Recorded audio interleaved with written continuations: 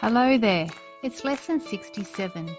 Today we are going to read more words with our new digraph CK, and we will also spell some words with our digraph CK.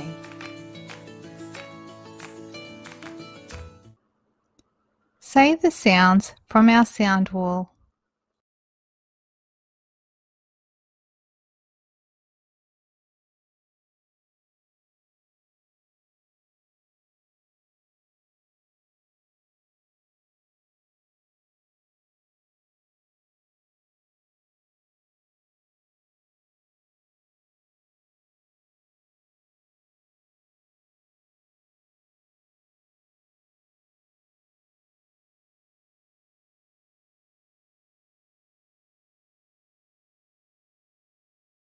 Say the sounds for each letter. Try to say them before I do. K, k, d, n, g, k, m, o, s, e, a, f, p, t, I. Name the letters. K, D, N, G, C, M, H, O, S, E, R, A, F, P, T, I. Read your tricky words.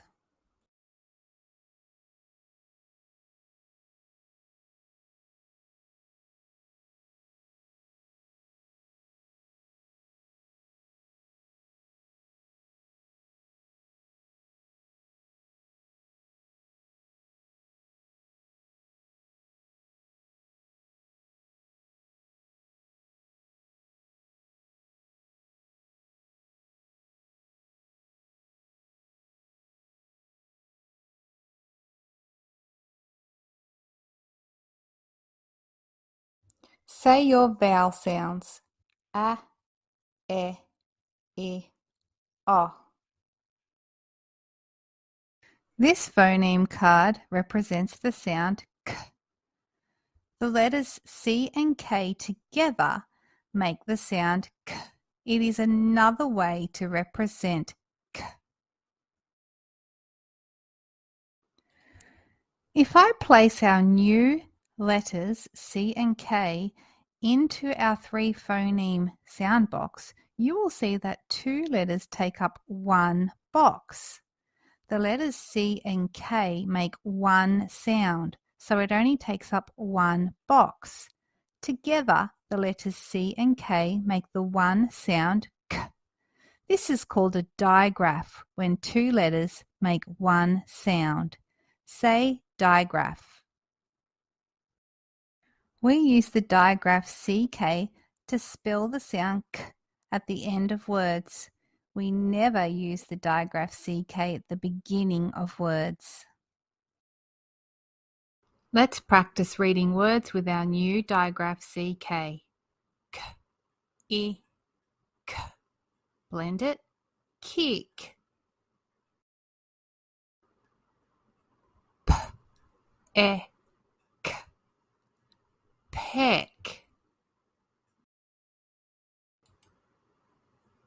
K, I, T. Kit. Do the rest on your own.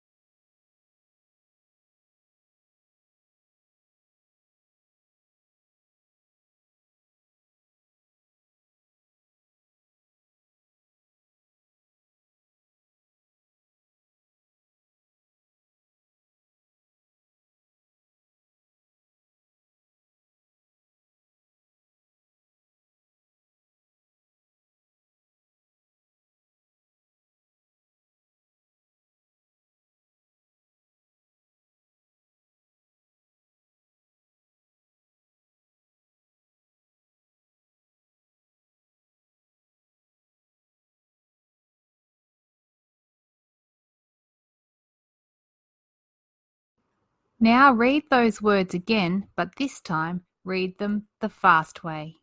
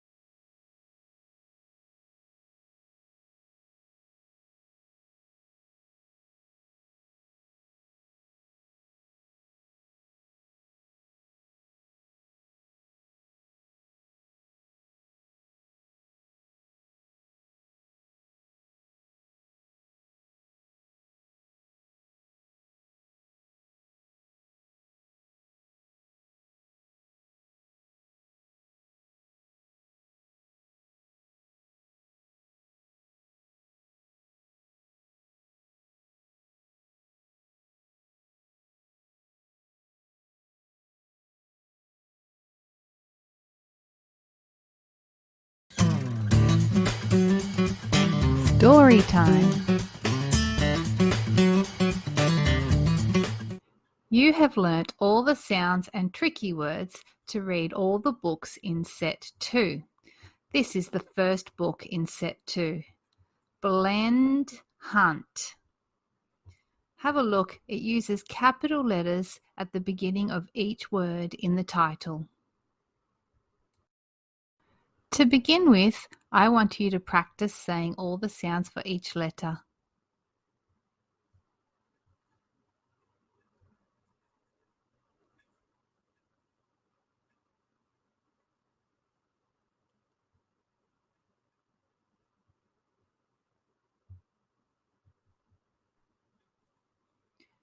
This part of the book explains to your parents how to use the book.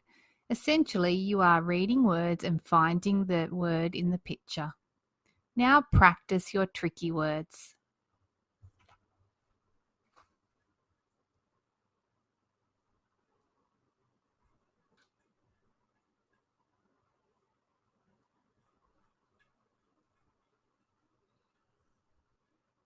And reading the title one more time, I will read it, Blend Hunt.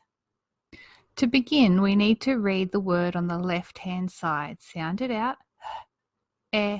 Blend it together. Hen. Now find the hen hiding in the picture. There she is. Now we'll read the second word. Egg. Notice how the two G's are in one sound box? That is because it's making one sound. Let's blend those sounds together. Egg. Egg. Where is the egg in the picture? There is an egg. Moving on to the next page. Pig. Pig. Where is the pig hiding in this picture? Ah, there it is. Now to read the last word on the page. Pen. Where is the pen? There it is. The pen is where the pig lives. After this lesson is finished, I would like you to read Blend Hunt and find all the hidden pictures. Next, we will read some sentences with our new digraph CK. Remember, CK represents the sound K. I have underlined CK in the word so that you know it makes one sound. Ready? Pack my socks. Put it together. Pack my socks.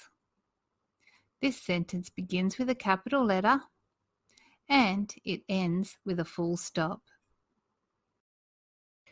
And read the next sentence. Did the frog kick Put it together fluently. Did the frog kick? This sentence begins with a capital letter and ends with a question mark because this is a question. Did the frog kick?